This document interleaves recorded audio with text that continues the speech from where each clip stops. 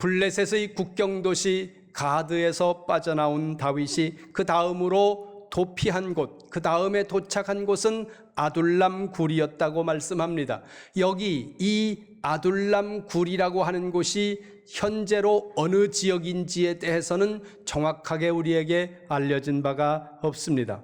다만 전문가들의 연구를 통해서 추정해 볼 때 이 아둘람 굴은 가드로부터 동남쪽으로 약 14km 정도 떨어진 곳으로 추측하는데, 이곳에는 많은 석회암 동굴들이 있었고 그 많은 동굴들 중에 하나가 여기 아둘람 굴일 것이다, 이렇게 추측합니다.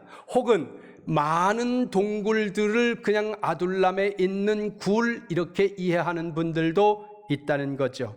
지리적으로 보면 아둘람 굴은 유다 지파의 땅 안에 있었고 오늘날 이스라엘 중부의 쉐펠라 지역에 위치한 아둘람 프렌스 내셔널 파크 안에 있는 것으로 이해합니다. 아둘람 프랑스 국립공원이라고 번역을 하는데, 왜 프랑스라는 단어가 들어갔느냐 하면 이 아둘람 지역을 고고학적으로 발굴하는 데 들어가는 많은 그 자본을 프랑스가 일정 부분 댔다는 거예요. 그래서 아둘람 프랑스 내셔널 파크이라고 이름이 붙여져 있습니다. 당시 근동의 정치 지형을 살펴보면 이 아둘람 지역은 유다 지파 내의 땅이었지만 블레셋의 게릴라들이 수시로 출몰하는 지역이었거나 혹은 블레셋이 점령하고 있던 지역으로 보여지기도 한다는 거죠. 그런 까닭에 유다 지파의 땅이었지만 아둘람 굴까지 사울의 손이 잘 미치지 않는 그런 형편이었던 것으로 보입니다. 도망자인 다윗의 입장에서 보면 이 아둘람 굴은 다윗의 인생에서 가장 밑바닥까지 내려간 상황이라고 볼 수 있습니다. 그의 인생에서 이보다 더 내려갈 수 있을까 하는 순간까지 내려간 곳, 거기가 이 아둘람이라고 보인다는 거죠. 제사장의 성읍 노브로 피했지만 거기서도 안전하지 못했습니다. 그래서 국경을 넘어 블레셋의 도시 가드로 들어갔지만 거기는 사울은 쫓아오지 않지만 가드 왕 아기스의 손길이 또 그를 위협했다는 겁니다. 그렇게 가다가 이제는 땅굴 안으로 들어가야 하는 상황이 되어버린 겁니다. 그런데 표면적으로는 이렇게 낮은 자리, 슬픔과 절망과 고난이 가득한 곳, 그리고 가장 낮아진 자리, 거기가 이 아둘람이라고 하는 곳이지만 이 아둘람은 바울 왕국의 새벽이 열리는 자리였다는 것입니다. 이 아둘람은 단순히 다윗에게 고난의 현장만이 아니라 그 고난이 새로운 길을 여는 곳이 되었다는 것입니다. 그렇다면 어떻게 아둘람 굴이 이 다윗에게 새로운 다윗의 왕국을 열어가는 그 시작점이 되고 어떻게 이 고난이 길이 될 수 있었을까? 성경은 여러 가지를 말씀하고 있는데 오늘 두 가지만 말씀드립니다. 첫째는 다윗에게로 사람들이 몰려들었기 때문이라는 거예요. 성경 봅니다. 22장 1절 2절 말씀, 2절 말씀 함께 봅니다. 시작. 그러므로 다윗이 그곳을 떠나 아둘람 굴로 도망하매 그 형제와 아비의 온 집이 듣고는 그리로 내려가서 그에게 이르렀고 환난당한 모든 자와 빚진 자와 마음이 원통한 자가 다 그에게로 모였고 그는 그 장관이 되었는데 그와 함께 한 자가 400명가량이었더라. 아멘. 1절 중간에 보세요. 이렇게 말씀합니다. 다윗이 아둘람 굴로 도망했다는 이야기를 사람들이 들었다는 거예요. 근데 거기서 끝나지 않고 그 이야기를 들은 사람들이 다윗이 있는 곳으로 몰려왔다는 겁니다. 여러분 한번 생각해 보시기 바랍니다. 다윗의 형편이 지금 어떻습니까? 다윗은 도망하는 중입니다. 자기의 안전 하나를 보장받기가 쉽지 않은 상황이 지금 이 다윗의 상황이라는 거예요.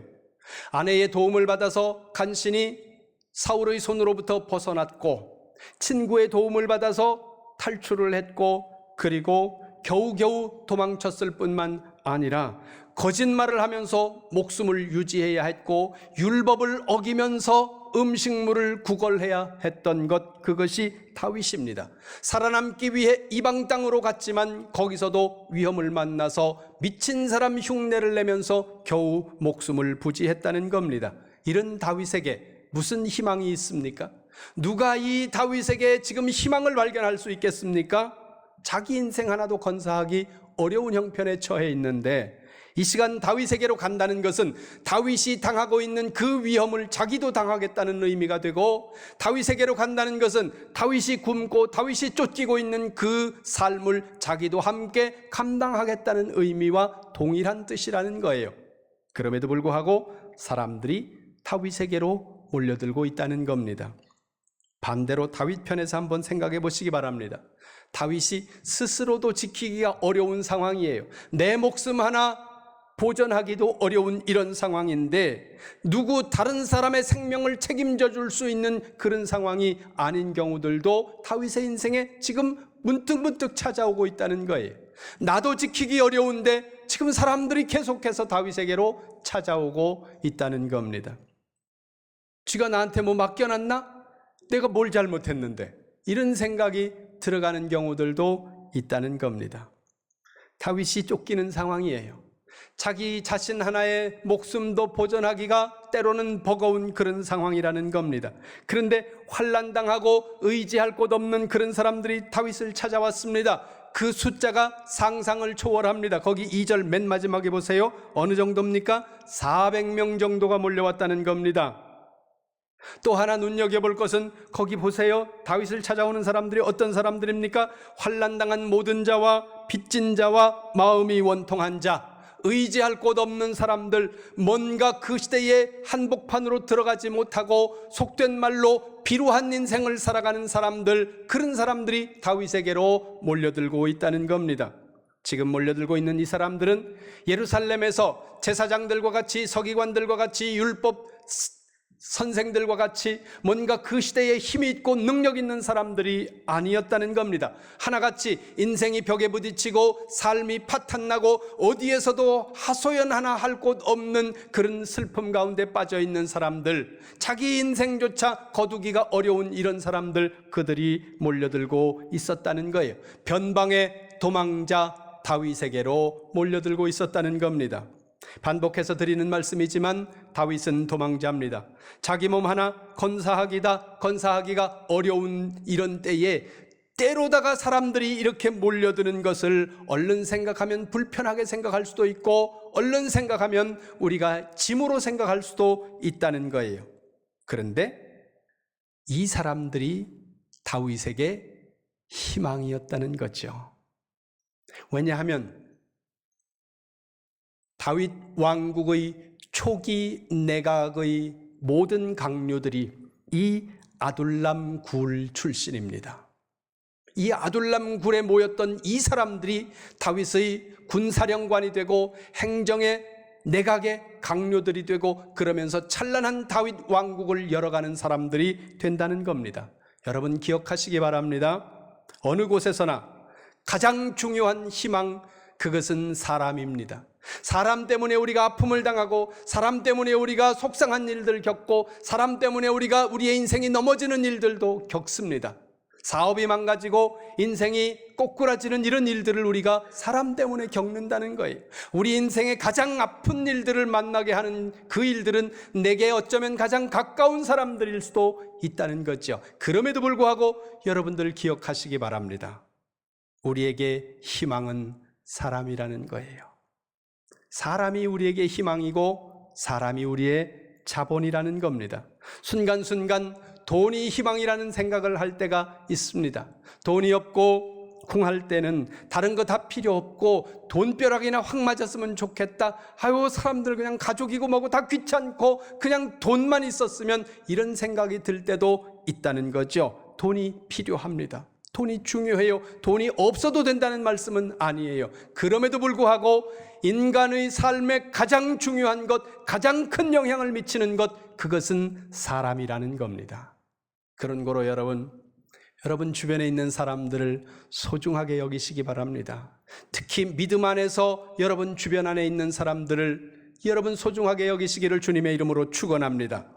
가장 낮은 자리, 그리고 가장 어두운 자리, 가장 슬프고 고난이 되었던 이 자리가 찬란한 시작이 될 수 있고, 이 고난이 길이 될 수 있었던 또 하나의 이유는 이곳에서 이 몰려든 사람들이 훈련을 받았기 때문이라는 겁니다. 사람이 많다고 좋은 것만은 아니에요. 물론 많으면 좋습니다. 적은 것보다는 때로 많은 것이 유익합니다. 그러나 단순히 많다는 것이 희망이지만은 않다는 거예요. 많기 때문에 또 많은 문제가 일어날 수도 있기 때문이라는 거죠. 그런데 아무리 많아도 그 많음만 가지고는 안 된다는 거죠. 이렇게 생각을 해보시기 바랍니다. 건물을 세울 때 중요한 것 하나가 모래예요. 이 모래를 통해서 바닥을 만들고 기둥을 만들고 벽을 만들고 만들어 간다는 겁니다. 그런데 이 모래 자체만으로는 건축이 될 수 없다는 거죠. 이 모래를 통해서 벽을 세우고 기둥을 세우고 벽돌을 만들고 하지만 이 모래만으로는 절대 안 된다는 겁니다. 모래만 있으면 태산처럼 쌓아놨다고 하더라도 그건 그냥 모래일 뿐이고 그 모래 자체가 집이 되는 것은 아니라는 거예요. 이 모래가 뭉치고 이 모래가 모양을 만들고 그렇게 만들어 나갈 수 있도록 할 수 있어야 이 모래가 집이 될 수도 있고 건물이 될 수도 있다는 겁니다. 다윗이 숨은 아둘람굴에 사람들이 모였습니다. 근데 이 사람들이 단순히 모인 것뿐만이 아니라 모래알 같은 상태로 모여 있는 것이 아니라 이들이 이곳에서 훈련을 받았다는 겁니다. 물론 사무엘상 안에 아둘람굴에 모인 이 사람들이 훈련을 받았다는 내용이 명시적으로 기록되어져 있는 성경 문구는 우리에게 없습니다. 그러나 문맥을 통해서 볼 때 이들이 훈련되고 있었다고 하는 사실을 우리가 유추할 수 있는 말씀이 있다는 거죠. 성경 보겠습니다. 사무엘상 23장 1절입니다.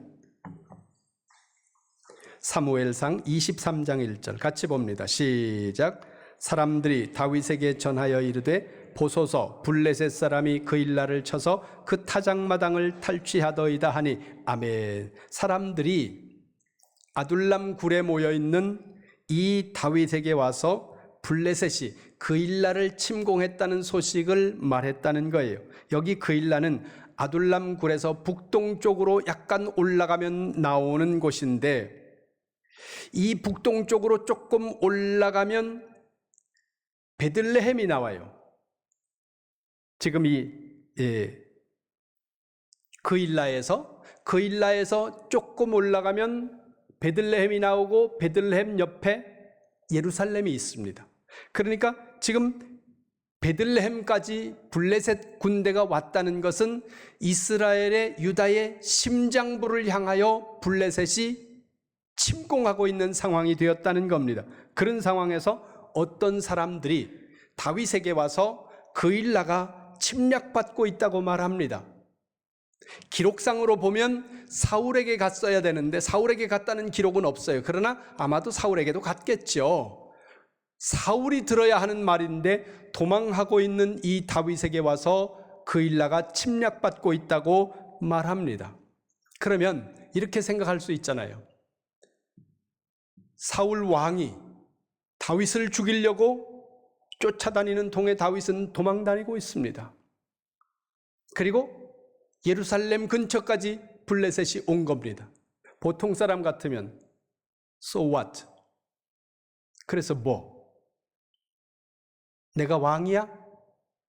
난 지금 도망다니고 있는 사람인데. 그렇게 생각할 수도 있지만 다윗은 하나님 앞에 기도합니다. 2절 보세요. 사무엘상 23장 2절 같이 봅니다. 시작.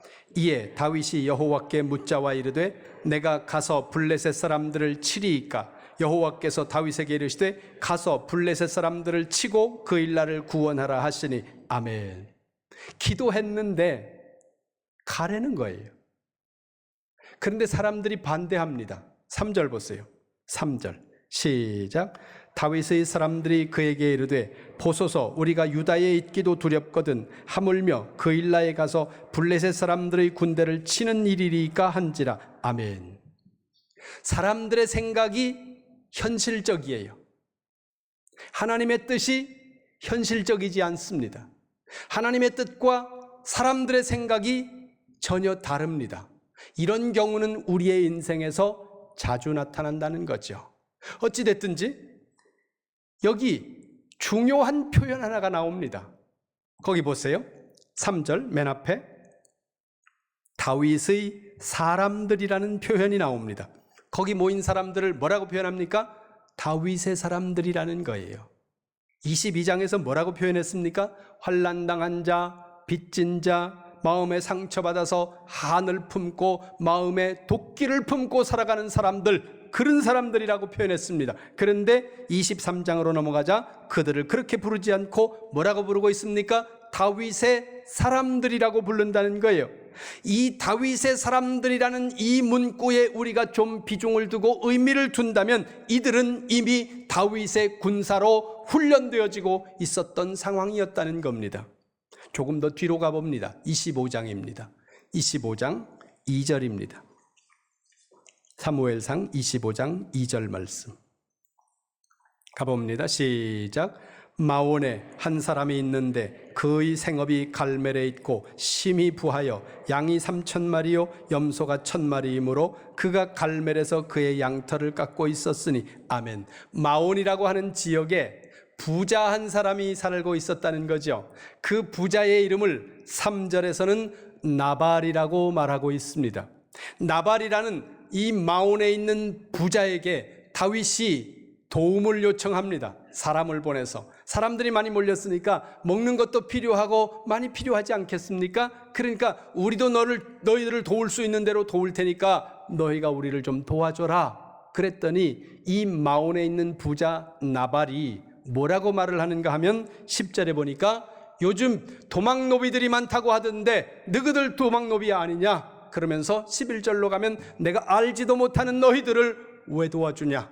이러면서 모욕을 하고 거절합니다. 그 이야기를 들은 다윗이 분노하는 거죠. 13절 보세요. 13절 25장 시작. 다윗이 각기 사람들에게 이르되 너희는 각기 칼을 차라 하니 각기 칼을 차매 다윗도 자기 칼을 차고 400명가량은 데리고 올라가고 200명은 소유물 곁에 있게 하니라. 아멘. 이 모습이 뭐예요? 이미 군대의 모습을 갖춰가고 있다는 겁니다. 거기다가 아둘람 굴로 내려온 사람들이 400명이라고 하는데 벌써 여기서는 600명으로 늘어나고 있다는 겁니다. 훈련된 모습을 이들이 갖추고 있었다는 거죠. 여러분, 나 혼자 선하고 나 혼자 죄짓지 않고 나 혼자 깨끗하게 살아가는 것도 중요합니다. 그러나 여러분, 혼자 깨끗하고 혼자 순결하고 혼자 죄짓지 않고 살아가는 그것을 가지고 우리 사회가 달라지지 않는다는 거예요. 그냥 쉽게 생각하면 한 사람 한 사람이 달라지고 깨끗해지면 그 사회가 달라질 것 같잖아요. 생각해 보세요. 100명이 있는 공동체에 그 100명 한 사람 한 사람이 깨끗하고 순결하고 정결한 삶을 살아간다면 그 100명 전체의 사람들이 한 사람 한 사람이 그렇게 살아가고 있다면 그 100명이 모인 공동체가 달라질 거라고 생각되지 않습니까? 그런데 아니더라는 거예요. 그래서 필요한 게 뭐예요? 훈련입니다. 한 사람 한 사람이 훈련되고 그리고 그 공동체가 조직된 공동체로 훈련이 될 때 그 사람과 그 공동체를 통해서 하나님은 하나님의 일들을 이루어 가시고 새로운 역사를 만들어 가시더라는 거죠. 그래서 여러분, 교회 안에서 어떤 훈련을 프로그램들이 실행이 되고 할 때 여러분 적극적으로 참여하시기 바랍니다.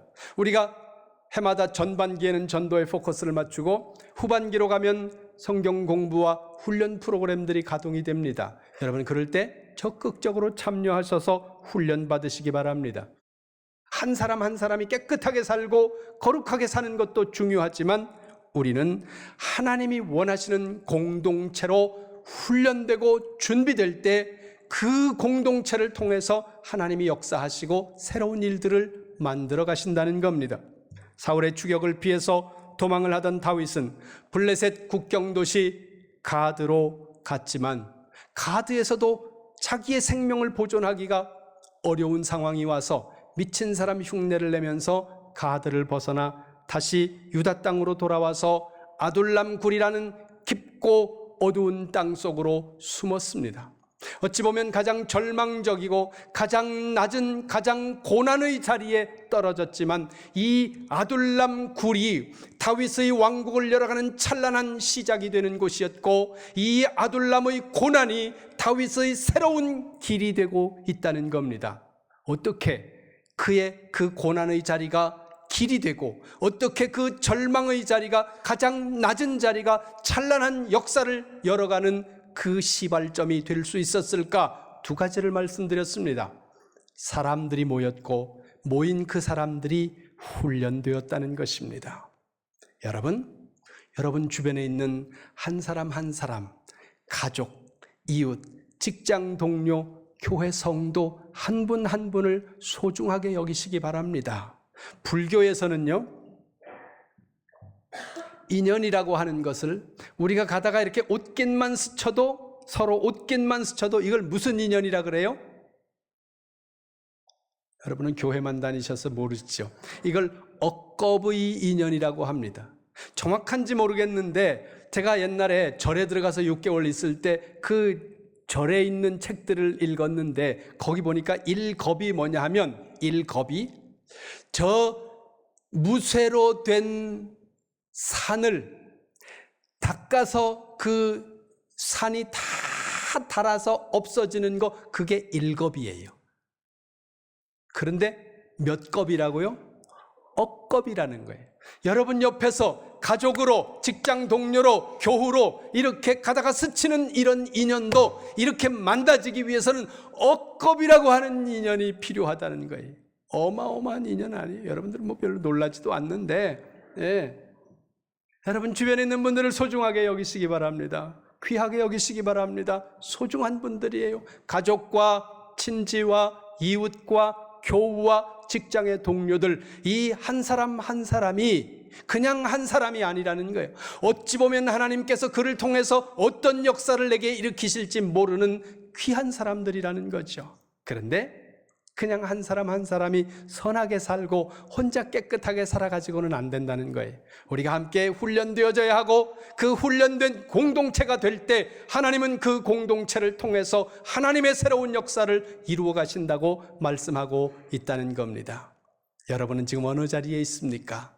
혹 여러분의 인생이 아둘람 굴 같은 상황에 놓여 있다 하더라도 여러분 절망하지 마시기 바랍니다. 낙심하지 마시기 바랍니다. 가장 낮은 자리가 가장 찬란한 미래를 위한 준비의 자리일 수 있고 고난의 자리가 길이 될 수 있다는 사실을 기억하면서 사람을 소중하게 여기시고 여러분이 훈련될 때 그 자리가 찬란한 미래를 여는 자리, 새로운 길이 된다는 것을 기억하시기를 주님의 이름으로 축원합니다.